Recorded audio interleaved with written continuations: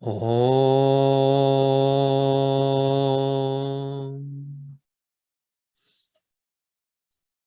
Om.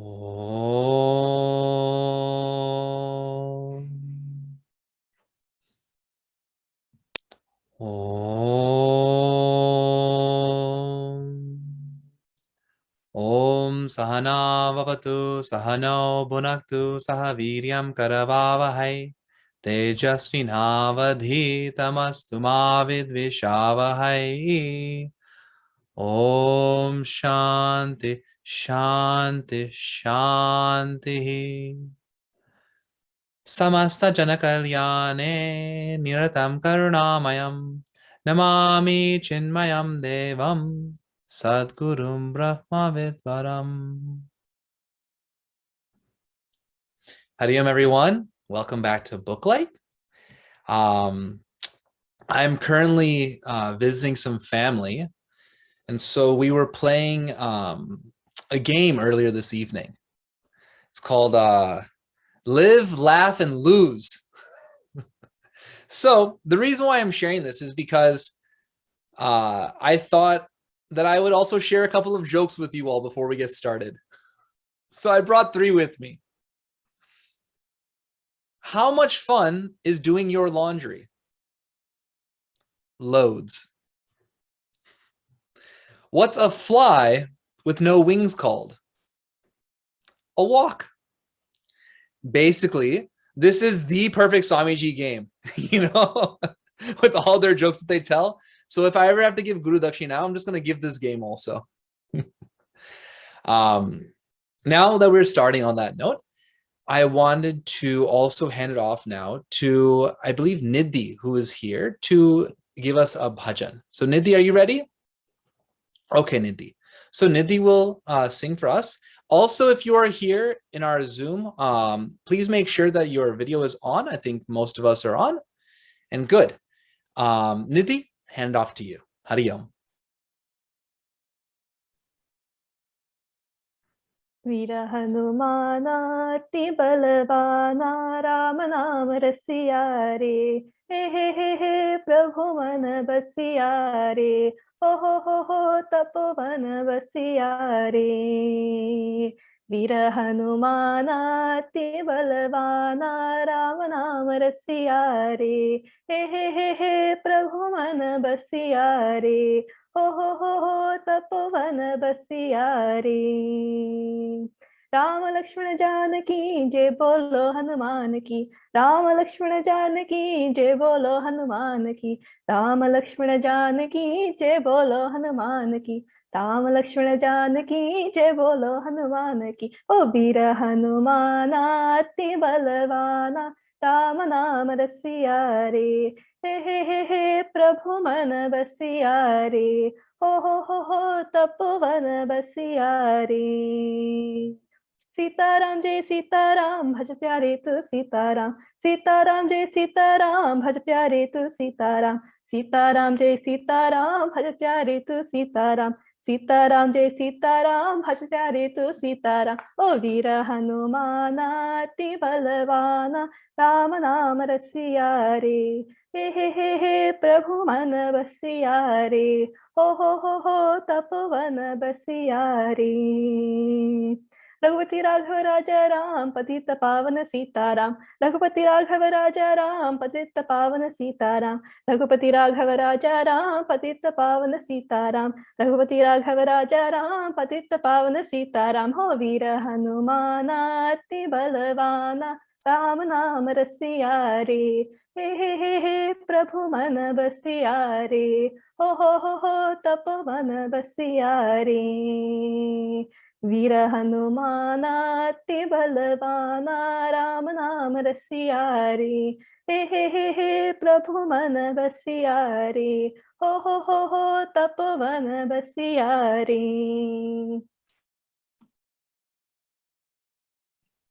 Thank you, Nidhi. I already got a message, someone saying, you promised 3 jokes, you only told 2. I'll say the last one for the very end, okay? So now I'll hand it off to Shubhani ji for Satsang this evening. Hariyam, Shubhani ji.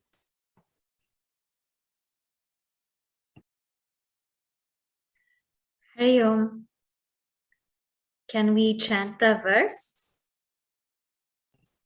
My bad. Yes, we'll also do first verse of Sadhana Pancakam. Sahana, are you ready? Okay. Ready. Vedo nityamadhiyatam Vedo nityamadhiyatam taduditam karma swanushthiyatam taduditam karma svanushthiyatam tene shasya vidhiyatam apachitihi tene shasya vidhiyatam apachitihi kamye matistyajatam kamye matistyajyatam papogah paridhuyatam papogah paridhuyatam bhavasuke dhosho nusandhiyatam bhavasuke dosho nusandhiyatam atme chavyavasiyatam atme cha vyavasiyatam nijagrihaturnam vinirgamyatam. nijagraha turnam vinirgamyatam. All together. Vedo nityamadhiyatam taduditam karma svanushthiyatam tene shasya vidhiyatam apachitihi kamye matistyajatam papogah paridhuyatam bhavasuke dhosho nusandhiyatam atme chavyavasiyatam nijagrihaturnam vinirgamyatam. Shubhani, I got too much taken up with the jokes. I forgot about the chanting. Now I'll hand it over to Shubhani. Hari Om, Shubhani. Hari Om. Om Shri Chinmaya Satgurave Namaha. Today, we're going to speak about Papogaf Paridhuyatam. So far we have seen Vedo Nityam Adhiyata, means study the Vedas. Taduditam Karma Swanushthiyatam, and whatever is indicated by those Vedas, do that particular karma. And this we had spoken about, Nitya and Naimittika karma, together called Niyata karma. So perform our duties diligently. How? Tene shasya vidhiyatam apachitihi, as worship of that divine God. That's how we should perform our duties. And while performing it, kamye matistyajyatam, be careful of selfishness, the stink of selfishness that can arise. And this is what we saw in our last session together. Continuing on, papogaf paridhuyatam. Paridhuyatam means shake, to shake off. And papa means sin or negative tendencies. And ogaf means a horde of them. So it's not like we have one negative tendency or two. We have hordes of them. So papogaf paridhuyatam means shed our sins, our imperfections, our negative tendencies. As we say in the pledge, we stand as one family, bound to each other with love and respect. We serve as an army, courageous and disciplined, ever ready to fight against all low tendencies and false values within and without us. Those low tendencies and false values within us are called papa. They're called papa. And why are they papa? Why are they sins? So, Gurudev has really put a very beautiful definition on it.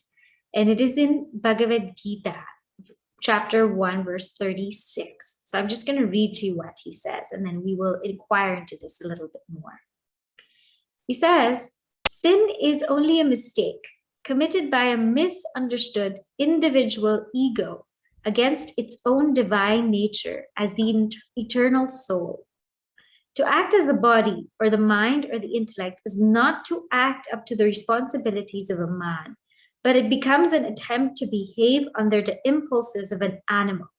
All those acts performed and motives entertained, which create grosser and mental impressions and thereby build stronger walls between us and our cognition of the real divine spark in ourselves, are called sins. So what is this papa? This papa means a negative tendency or false value. Why is it a negative tendency? Why is it a false value? Because it's a block. It's creating a distance between ourselves and our true selves.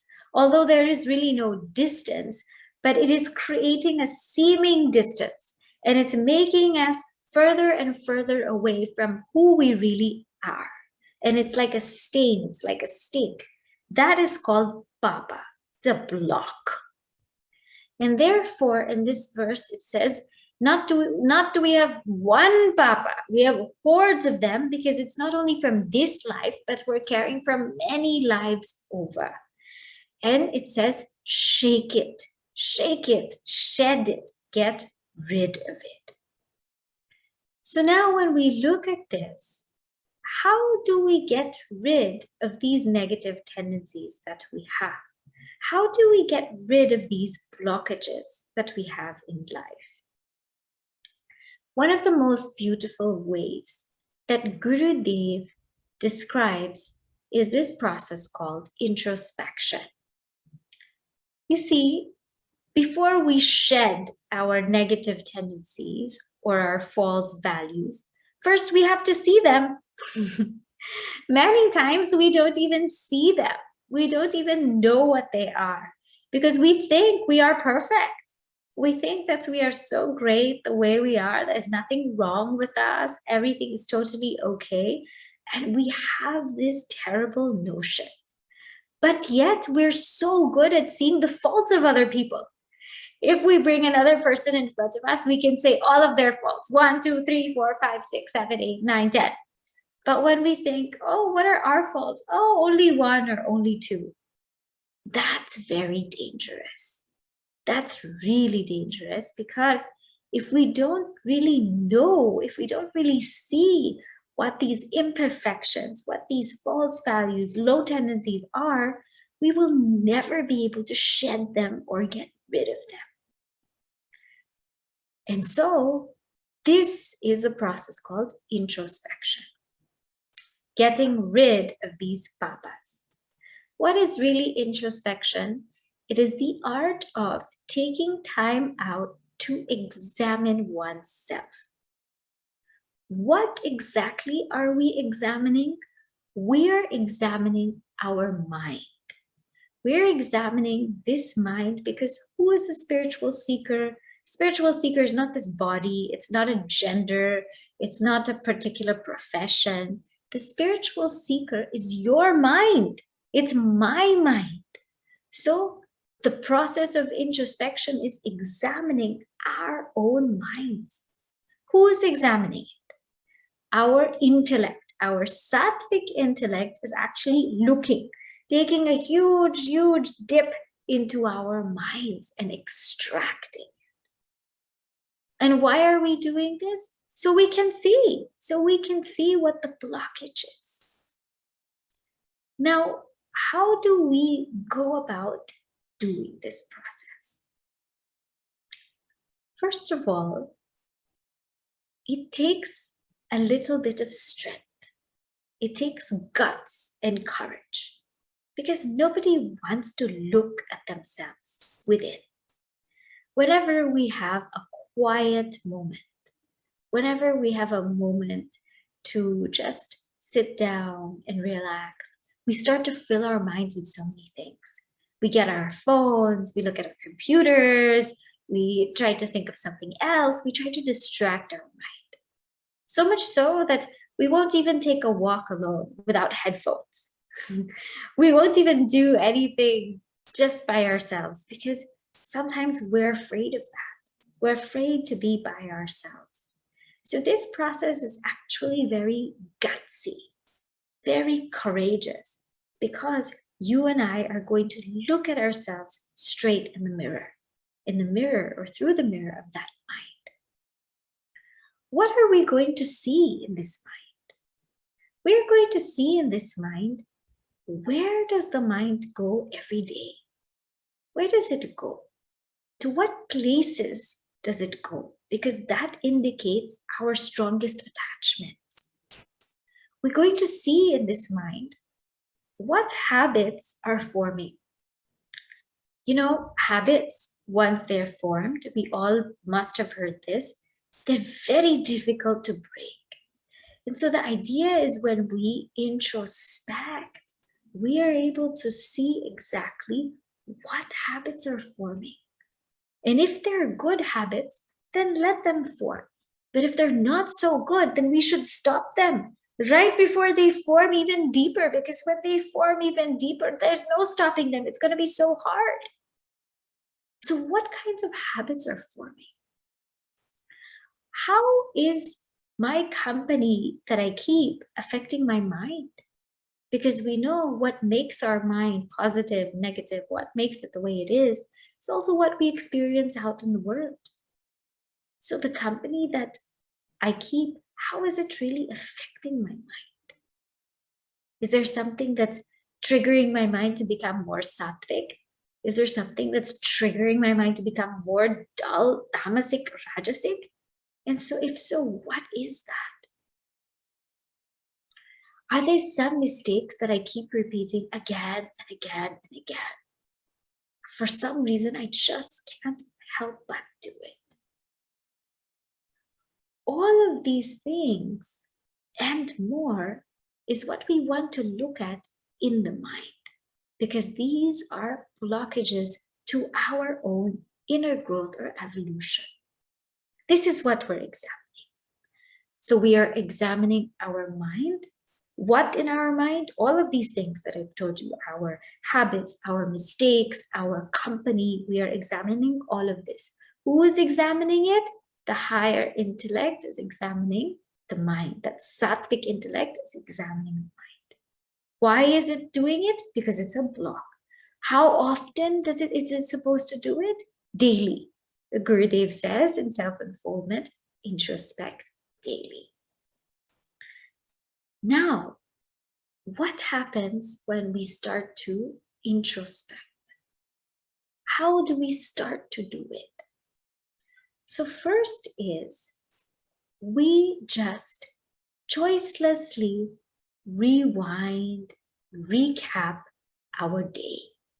So the first step on introspection is just recap the day. So Gurudev recommends that at the close of the day, not when we're right about to go to sleep, but at the close of the day, when we're a little bit more relaxed, when all the work has been finished, when we have a few moments to ourselves. Or for some people, they like to do it in the morning, or when they're walking, or when they're having their cup of tea. But sit back and watch this movie of the mind. So it's not, we don't need to watch Netflix. We have to watch Mindflix.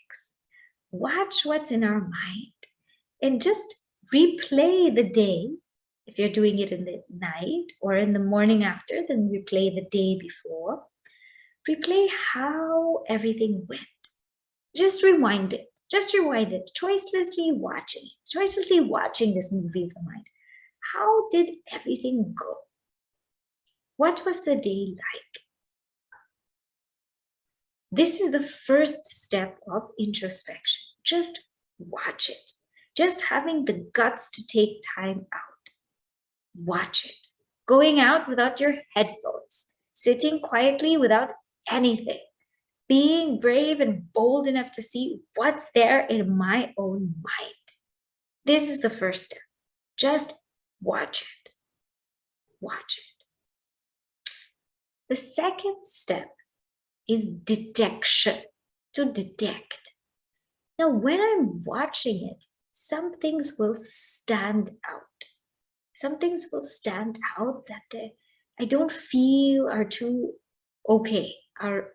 Some things are good, some things will be okay, but some things, they need fixing. Some things are not that great. The second step is even bolder because it makes us detect and find out what's there. Gosh, that's not okay. There's something that I'm doing in my life, but it's really not okay. And this is such a wonderful thing, because when other people tell us something's wrong with us, it doesn't stick. Well, for some reason, we don't see it. But when we see our own imperfections by ourselves, it sticks. But these are a couple of things that happen in everyone's mind. First is we deny. When in the second stage, we deny, there's probably nothing wrong with us. In fact, Gurudev says, the first few times we introspect, we'll probably feel like a saint, or we look like a saint. That means it's not working. So we kind of deny that there's anything wrong with us. There's nothing wrong.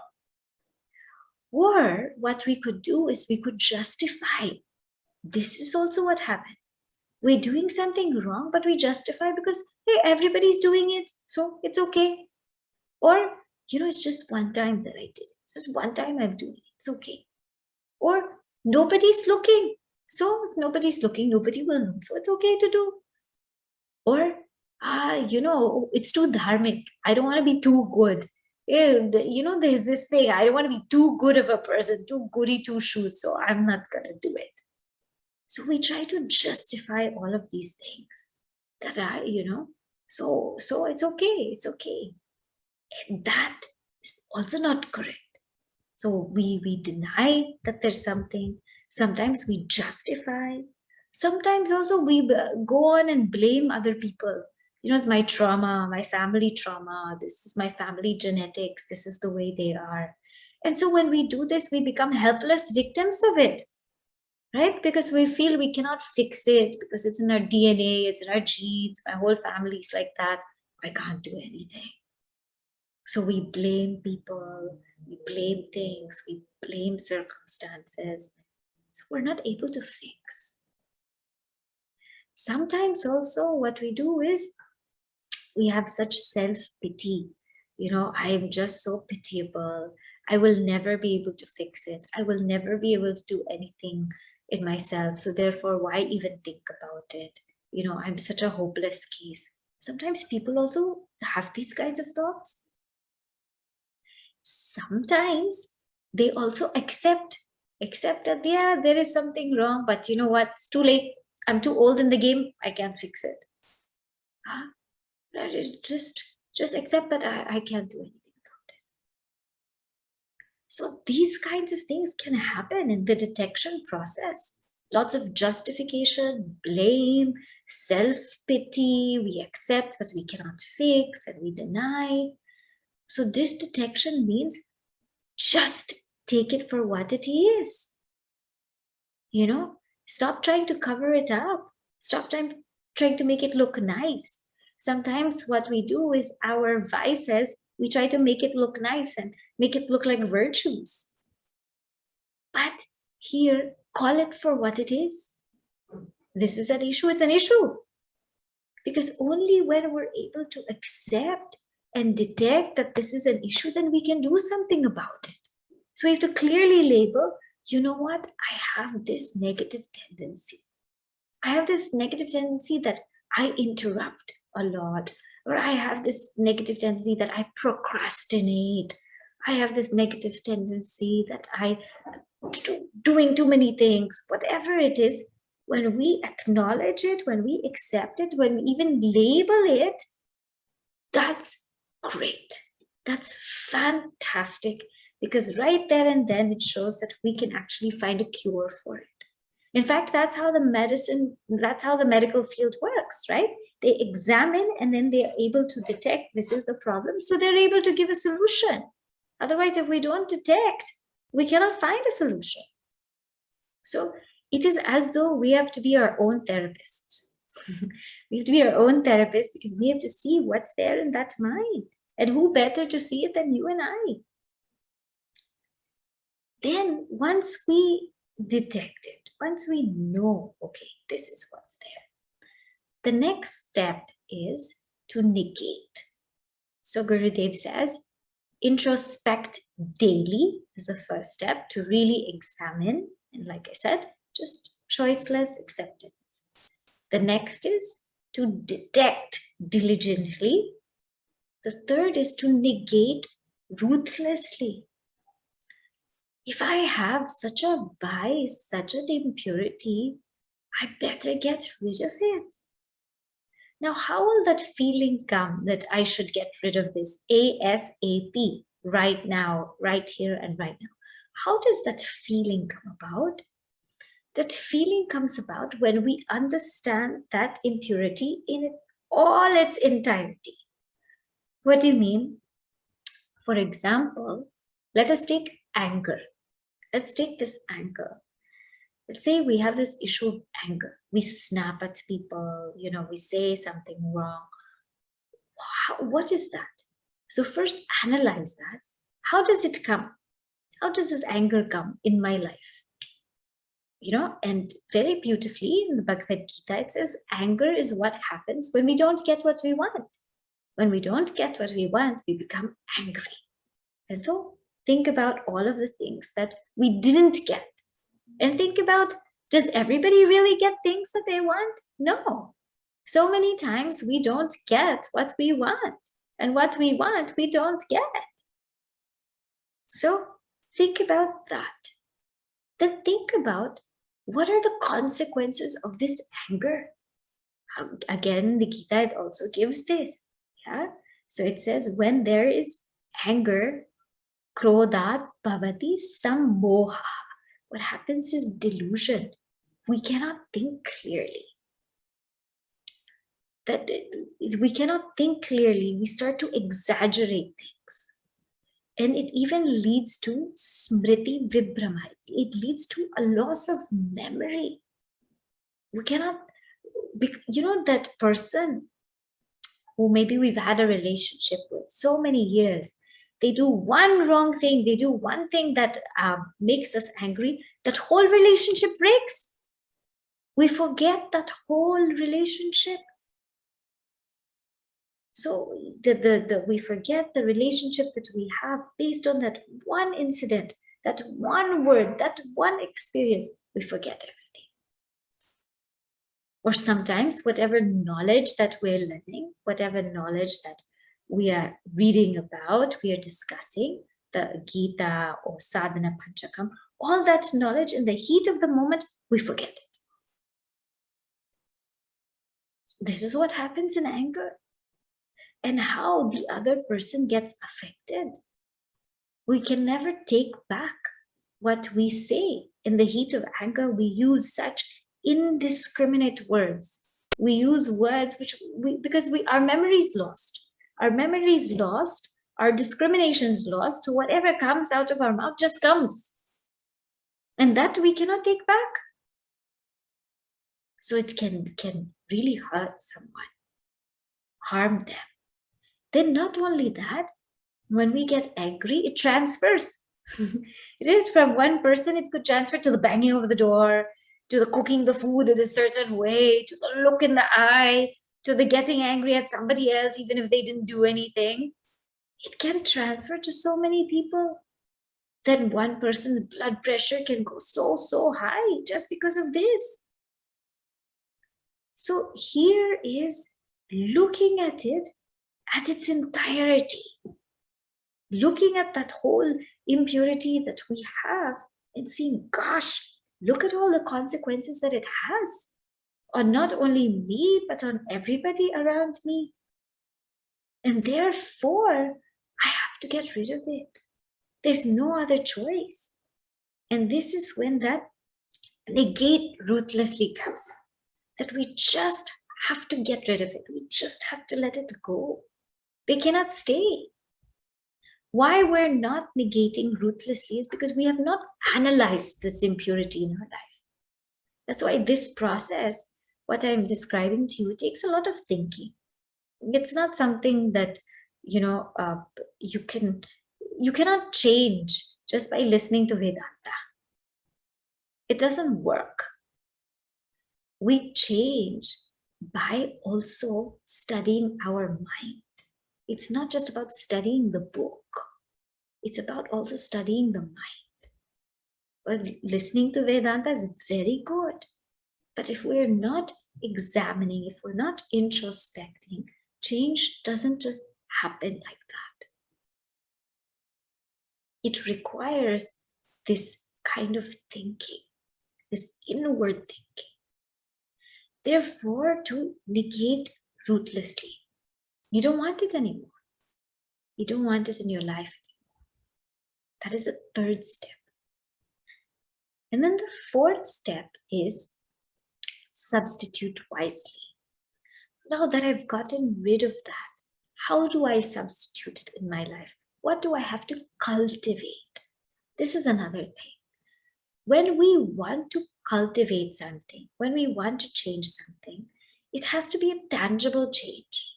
It cannot just be, okay, now I'm going to be more patient. That doesn't work. I am going to be more open in listening to this person in this circumstance because I know this is where the issue is. So, or if somebody wants to work on, let's say, studying more, I am going to maybe read 2 chapters of this book daily at this time. Somebody wants to eat healthier. I am going to eliminate this from my diet and eat more of this. The more tangible it is, the easier it will be to substitute. Because if we just make it very, I'll be healthier, I'll be more patient, I'll be more calm, it doesn't register that deeply. So that substitution also has to be concrete substitution. And you would know for yourself what that is. And so through this process of introspecting, detecting, negating, and substituting, those papas, those low tendencies and false values, they come out of our system. We are able to shed them because we are able to see them. Otherwise, what will we shed? If we're not seeing anything, we won't shed anything. So we're able to shed them because we're able to see them. And Gurudev gives this very nice example of a dead rat. And this example has always stuck to me. Now is spring season, so a lot of spring cleaning may be happening in houses and different homes. And when we do spring cleaning, what we do is we take out everything, right? We give away our old clothes, old things, we give everything away. So we start clearing everything out. And that's like introspection. When we clear everything out, then we're able to see all the dirt, isn't it? When we start cleaning our cabinets, we see all this dust that's there, that's accumulated. We see cobwebs, all kinds of things accumulating there. So the next is detecting what is all that stuff that's there. And let us say you find a dead rat. Let us say you find a dead rat in that closet. You see that dead rat, that's detecting it. What are you going to do with that dead rat? You're going to keep it in the cabinet? No, negate ruthlessly. It is dead rat. It is stinking. It's making everything terrible. So you get that dead rat and you throw it out. The same way when you and I clean up ourselves and we see that there's some negativity, it's like a dead rat. We have not one dead rat, but lots of dead rats. So it's like, oh, you just want to get rid of it. And so when you throw that dead rat out, what happens then? You have to bring something in to make the closet smell good. So you have this, whatever, Windex or Lysol, whatever it is, and you start cleaning everything so that it smells better. Or you do vinegar and water, whatever, baking soda, and you scrub it so that the smell goes away. And that's the substitution. And that's what's happening. That's what's happening externally, but that's also what's meant to happen internally. That is Papogaf, Paridhuyana. Now, is there an example of this in our Shastra? Is there a place where we can see that this really happened? this introspection happened. We talk about it. And yes, there is a very beautiful place we see in the Bhagavad Gita. You know, Arjuna, in the first chapter, so many of you have studied the Bhagavad Gita, so you know, first chapter, he went on and on and on and on about how he shouldn't fight, and he didn't want to fight this war. But in chapter 2, in verse number 7, he says the most beautiful thing. He says that Karpanya dosho bhatasvabhavaha Prichami tvam dharma sambuda cheta yat shreyat syat nishchitam bruhi tanme shishyasteham shadimam tvam prapannam. In verse 2.7, he accepts that he has an issue. You see, there are three kinds of people. First kind of person is the one who denies that there's anything wrong with them. They deny, there's nothing wrong with me, like the examples that I've given you. And when we deny that there's anything wrong with us, nothing will ever, we're denying ourselves of help. Nothing can ever help us because we're denying we have a problem. So nobody can help us. Nothing can help us. We cannot grow. We cannot go further. So this is the person who denies. Second is the person who accepts. And when a person accepts that I have an issue, I have a problem, that is wonderful.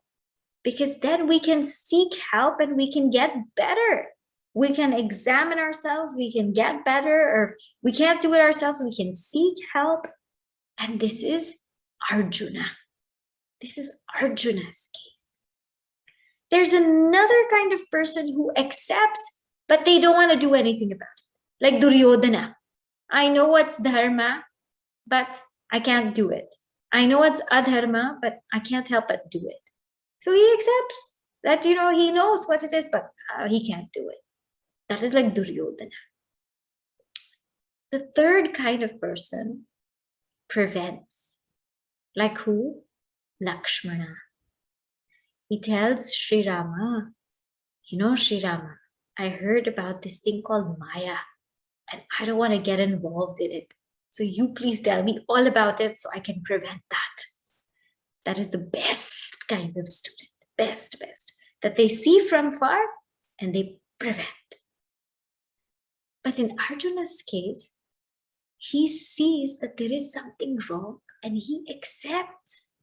And in this particular verse, not only does he accept that there's something wrong because of his introspection, he labels it. He says, this is what I have. I have karpanya dosha. I have this dosha of complete grief. I'm just really feeling grief. And he says, I am dharma sambuda chetaha. I'm deluded by my dharma. It's not that I have not studied dharma. I have studied dharma, but I'm deluded. I can't even perform it. So he accepts and he even labels what his thing is. He says, karpanya dosho bhatasvabhava. My kshatriya swabhava, that warrior part of me, it's as though gone. I'm not able to do it. And therefore he tells Lord Krishna, I'm asking you, you please tell me what is good for me, and I surrender to you and I have become your student. Now this person will get help. This person will thrive. And this is a very beautiful example in our Shastra, because Arjuna introspected, because he accepted he had an issue, because he detected exactly what that issue was, because he surrendered, he got the Bhagavad Gita. Because he got the Bhagavad Gita, we got the Bhagavad Gita. This is the beauty of introspection. And this is what it is in our Shastra. So now I'm just going to recap and put everything together so that it becomes clear in our mind. we started from papo gaf paridhuyatam. Paridhuyatam literally means to shake, but here we're taking it as shed. Shed ogaf, that cord of papa. Papa, imperfections, false values, low tendencies. Why are they low tendencies? Why are they imperfections? Because they're creating a block. They're creating a block for us to transform, to grow, to evolve. And so then what do I have to do to get rid of this papa? One great way is to introspect, because before we shed those imperfections, first we have to see what they are. And so we do it through the process of introspection. And introspection is nothing but the art of examining one's self.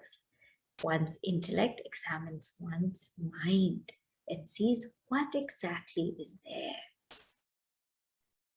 And the first step is how to do it is just watching the mind, just rewinding it like a movie from the back to the beginning and seeing what is there. The second step is to detect. When we watch that movie, the first part, the second part is really say, oh, this is not okay. This is something I have to fix. This is something that needs work. And the third step is once we're able to find out what needs work, get rid of it. Work to get rid of it and analyze its effects, its consequences in all situations. I cannot have this in my life anymore. And the fourth step is to really substitute it. To just say, okay, this is what I'm going to replace this with. And this is how one grows. Now, a very practical way to do this right here and right now, which I really, really enjoy, and which I actually, one of our Bal Vihar teachers told me, and I share with our students all the time, is this bud, rose, and thorn method. And every night, if you and I can just do this one thing, it will go a long, long way. First, you and I should think about our thorn. What is our thorn for the day? A thorn is something that we did, but we shouldn't do again. We did it, but it was not good. Whether it could be the simplest things.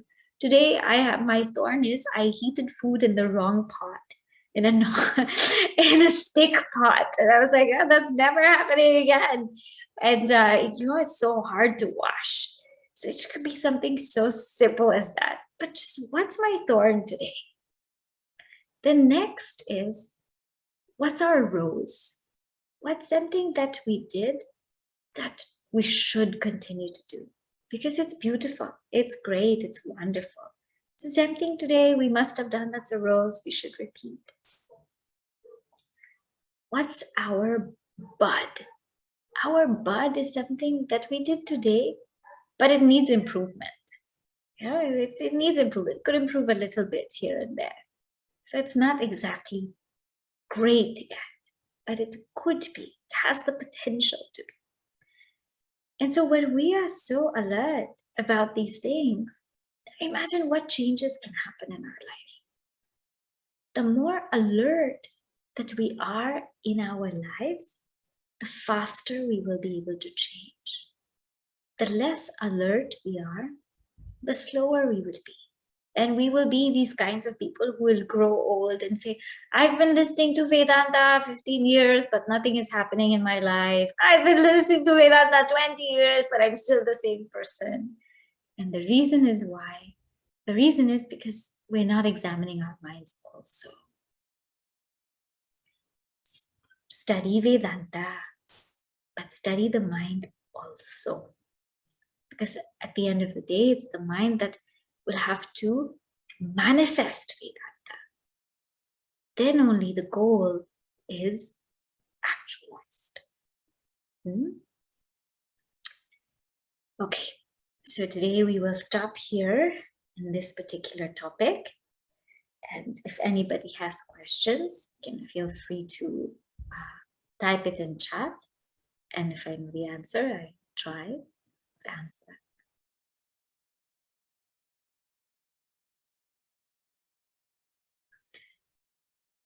Okay, so there's one question here. How do you know you are not substituting another false value? That's a really good question. So first, what we have to do is that substitution, we have to make sure it's in line with evolving further, with evolving to the higher. So that substitution cannot be like, I'm going to stop eating chocolates, but I'll eat candy, right? That is not, that sometimes we have to be very careful. I'm substituting, but it's another false substitution. So make sure whatever we're substituting is in line with the higher goal. And if it's not in line with the higher goal, if it's not taking us onward, forwards, inward, then it is a false substitution. And that you and I will know. The truth is, you and I know. We know when we're doing something wrong. We know when we're covering up. We know when we're justifying. We know when we're blaming. We know. But what we must start to do is call it out. This is what it is. Call it out. And then that will make it easier for us. The more we accept that, yeah, there are imperfections. This is my weakness. This is what it is. I'm working on it sincerely. And just please help me. That's very beautiful when a person comes to that. Two separate questions. How much time should we spend just being versus introspecting during a day? Why does our mind fill up with so many thoughts exactly when we try to just be, but maybe not when we try to introspect? So first, okay, how much time should we spend just being? First of all, just being is very hard to do. I don't think anybody can do it very easily. So how much time should we spend just being? As much as we can. It's very hard to even just be for 2 minutes. So if you succeed at that, you please do it. Introspecting, like I said, you do at a fixed time, like how Gurudev was saying, at the close of your day or whatever, or even a few moments during the day to just reflect on what you've done. That's also okay. But this process, maybe you set out 10 minutes a day, 15 minutes a day, however you feel. That time is good. That time is enough. And if someday you're rushing or something, you do this bud rose thorn, you do that kind of thing. That will also help. Why does our mind fill up with so many thoughts when we try to just be? Because that is the nature of the mind. The mind is consciousness plus object is the mind. So it will fill up with such a storm of thoughts. So therefore, you and I have to develop that habit of looking towards the source of thoughts, going towards the source of thoughts, where all thoughts come from. Then the mind will be a little bit free. But that takes a lot of practice. Otherwise, the mind will just have that habit of filling up with so many thoughts, that it gets exhausting. And at the end of the day, it's actually not our physical exhaustion that's exhausting, it's our mental exhaustion. Okay. I found sometimes that reflecting every day can begin to feel exhausting after some time. With what attitude should we reflect to ensure that introspection is something we continue no matter what? So, you do it as don't see it as a chore. See it as like a fun thing. Like I said, it's like a movie of your mind.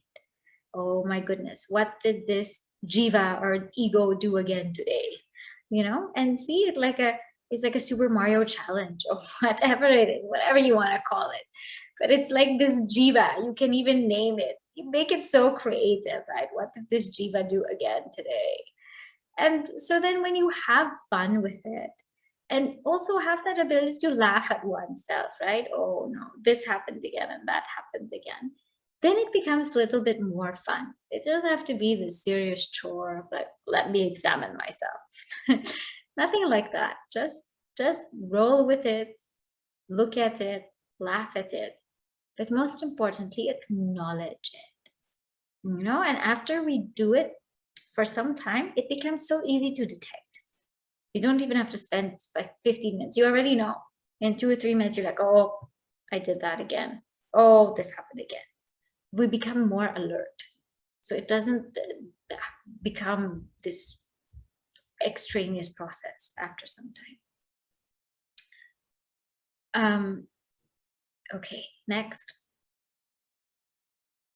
Okay, much of what was discussed is great for preparation before or reflection after. What do we do during a time of peak emotion, anger, sadness? What do we do? The best thing to do is just pause. Just stop. Stop. If there's a peak emotion, if there's anger, if there's sadness, just pause. That's all. Pause. Go for a walk. Be by yourself. When these peaks come, they do come. They do come. Peaks means don't talk to anybody because everything will come out to that person. Don't talk to anybody, don't text, don't email, don't do anything like that. Whenever these peaks come, don't communicate with anyone, but communicate with yourself. Just be with yourself. And you will see that these 5 minutes of just being with yourself will calm us down immensely. And we will be able to better deal with things after that. So, you know, Gurudev says often, he says, before the action, we're very wise. You know, we know what to do. We know what to do. And after the action also, we're very wise. We should have done it this way. We should have done it that way. But during the action, we're totally otherwise. So it's these peak moments, just pause. Just pause. Okay. One last question, if there is any, and otherwise it's okay also. Okay, all right. So think about this little bit deeper. It's a very beautiful practice if we can start. And as I said, you make it fun. You know, that's the key. Just make it fun. Do it your own way, your own style. Whatever I've told you is whatever Gurudev has told us. You know, it's his guidance alone. But you modify according to how it's fun for you, how it's a beautiful practice for you. Okay. All right. Now over to Amarji. And how to begin thinking about this? Where can we start? But next week in our discussion section with our chicks. So next week we'll have chick-only discussion groups. And I'll also ask for 3 volunteers to take our 3rd week, which is sharing your reflections. Now, I'm just going to say something quite candidly. The girls have been killing it. All right. Really, we've had a string and the girls have been killing it, guys. So I think, guys, it's time for you guys to step up a little bit. And I said this last week. So can I get 3 volunteers for people who would like to share on week 3?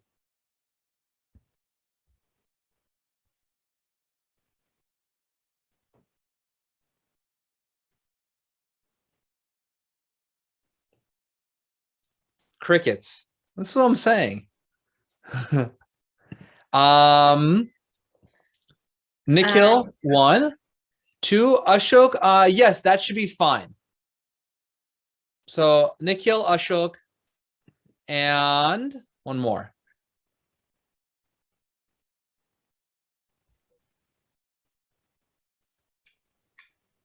Vaibhav.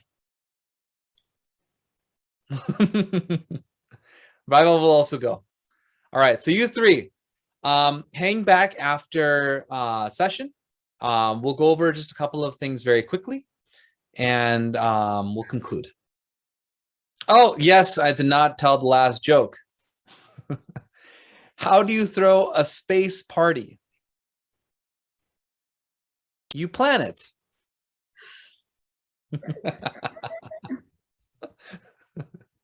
Okay. Om Shanti Shanti. Om Purnamada Purnamidam Purnat Purnamudachyate Purnasya Purnamadaya Purnamevavashishyate. Om Shanti Shanti Shanti.